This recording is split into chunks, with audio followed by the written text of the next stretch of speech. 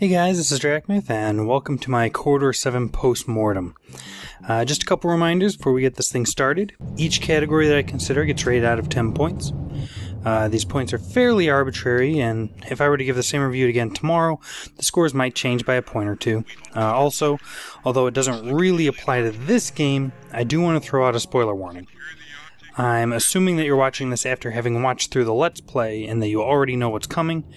But if you haven't watched it, that's okay. Just be warned that I'm going to give away story and gameplay details. Remember, if you have any kind of responses to this, either on a specific point or just in general, please post it in the comments. I always enjoy reading what you guys think.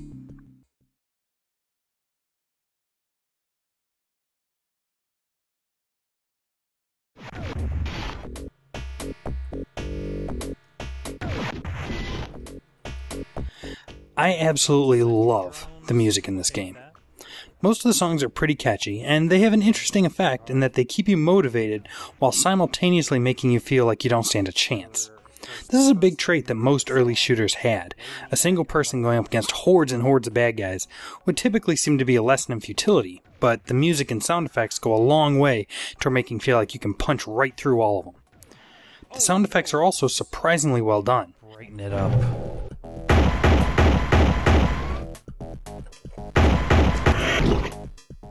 From the projectiles to the enemy deaths, every sound effect fits its purpose, and is a sound you would expect to hear. I can't imagine how many sounds they rejected for the death of a rodent. Coming around the corner here. Oh, one interesting feature that I initially noticed while editing footage, but later saw while I was actually playing the game itself, is that the background music actually gets quieter when other sound effects are playing.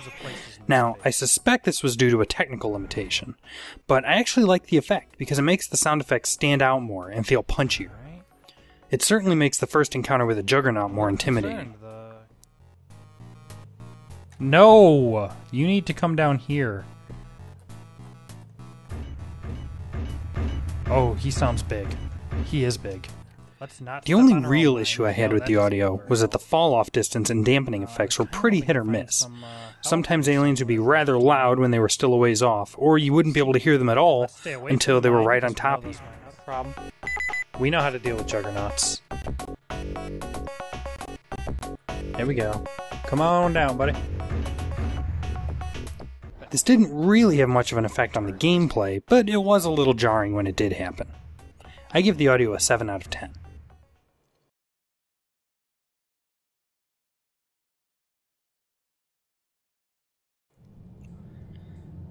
This is an old-school shooter. As such, its storyline only exists just enough to justify you being there. Interestingly, it takes place in the year 2012, so this is kinda happening right now. Basically, the Army found an artifact on Mars and brought it back to an underground lab in the Nevada desert known as Corridor 7. After shooting it with a laser, it opened a portal and aliens flooded out. You got picked to go in, mop up the aliens, and destroy the artifact. Not exactly an original storyline, but it works well enough, I guess. It does occur to me, though, that this is pretty much the exact same storyline that Half-Life 1 had, which came out in 1998, 4 years later. I give the story a 4 out of 10.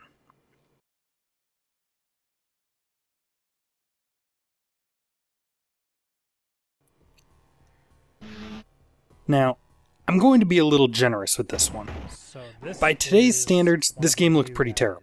But it came out in 1994, so I'm going to attempt to grade it based on 1994 standards. Most of the graphics are actually pretty good. All the aliens are very unique and quite detailed, and the death animations are surprisingly well done. Combined with the great sound effects, each alien's death feels very satisfying. The weapon graphics were pretty good, although the aliasing around the edges was a little painful. I wouldn't expect anti-aliasing in a game this old, making the edges all smooth, but there were multiple places on the weapon's borders where the black edge was more than 1 pixel thick, which made them feel more jagged than they really needed to.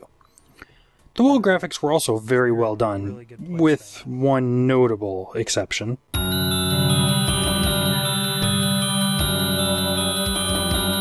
Each one gave a distinct feel to an area, and despite most walls being covered with the same texture over and over, I never actually felt like it was repetitive.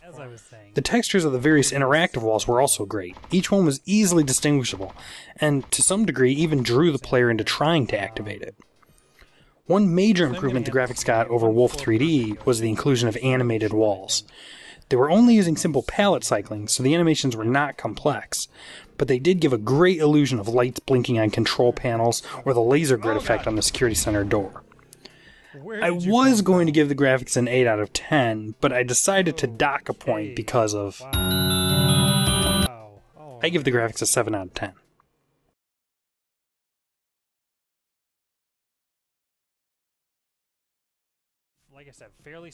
The controls are fairly typical of an early shooter. Entirely keyboard-based, arrows to move, control to shoot, holding Alt lets you strafe.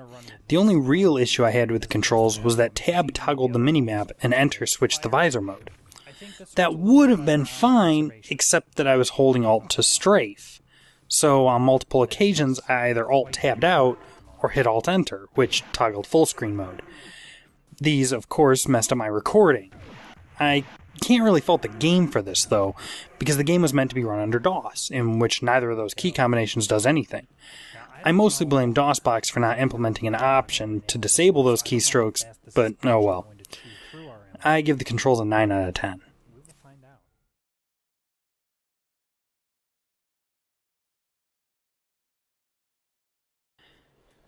Being a shooter, there really isn't much to comment on as far as gameplay goes. You run around, you shoot things, that's about it. But there are some minor details that are worth looking at. The interactive walls were particularly notable. Being able to give the player ammo or health without having to make the room big enough to hold a bunch of power-ups really allowed the levels to be condensed down to pure mazes, which, for this type of game, I actually like. It gives the player more area to explore, and by using more of the available space for each level, it encourages the player to seek out secrets in the areas that haven't been used. One thing I would have liked to see was better weapon balance. There's really only 2 weapons in the game worth talking about, and that's the M343 tri-barrel and the plasma rifle. It's not that these weapons were all that more powerful than the others, they were mostly about the same, but they had significantly lower ammo consumption. It seemed like all the other weapons chewed through ammo faster than I could collect it. But with these weapons, the M343 using human ammo and the plasma rifle using alien ammo, it got to the point where I almost never actually ran out after I realized that the plasma rifle used much less ammo than the dual blaster. The bosses were particularly well designed. Each one was more intimidating than the last, and either due to more health, higher damage, or just room layout, they were each tougher than the last as well, which was nice. Having a bonus floor accompany each boss also meant that killing the boss had an additional reward associated with it. It wasn't just that you needed to kill the boss to continue, but that you performed an incredible feat. Just being allowed to keep doing what you were doing doesn't really reflect that accomplishment. That's one thing that has almost entirely disappeared in games today that I really wish would make a comeback. Today, especially in shooters, the player's reward for performing some action, whether it be completing a quest or defeating a boss or whatever, is being allowed to continue. It used to be that the player was expected to continue, but that if they did something that was kind of a big deal, they got an extra bonus. That extra reward, even though it was for something that you had to do anyway, really makes a difference when it comes to motivating the player to continue, even when the game is becoming unfairly difficult. I was impressed that the aliens seemed to include some form of pathfinding ability. In both Wolf and Doom, the enemies would strafe left and right to avoid your fire, but the closest they would get to you was the nearest wall. In Corridor 7, though, the aliens actually try to path around the walls and track you down. They're not always particularly good at it. We're going to get in here, and he is going to walk right past us. But that they do it at all was surprising. Lastly, I found it interesting that Corridor 7 might be the first example of a game having an extended ending. In the original floppy disk version of the game, you would reach floor 30, destroy the portal like any other alien, and beat the game. When they added 10 additional floors in the CD version, instead of just making floor 31 come after floor 30, or having you select the additional levels from a menu option, they actually changed the ending. Instead of shooting the portal on floor 30, you walk through it, which grants you access to the remaining levels. It's a minor change, to be sure, but it's one that's becoming more popular recently, from Fallout 3 to Final Fantasy XIII-2 and Mass Effect 3. I give the gameplay an 8 out of 10. Alright, so Quarter 7 gets a respectable score of 7.0. If you like old school Wolf Doom-based shooters, you will probably enjoy this one quite a bit. The numerous difficulty settings allow this game to be as easy or as difficult as you need it to be. It can be a little difficult to find a legal copy, so I would recommend checking either Amazon or eBay. And with that, we finish up our second Let's Play. Coming up next, hopefully, Darksiders 2. I am really excited to start playing this one. The first game was amazing, and everything I've heard says that the second is even better. I'm still waiting to hear back from THQ to get permission for it, so I'll probably take a bit of a break, release another Minecraft video in a bit, and ramp things up when I hear back from them. So, I want to thank you all for watching. Your views, comments, likes, and subscribes are all greatly appreciated.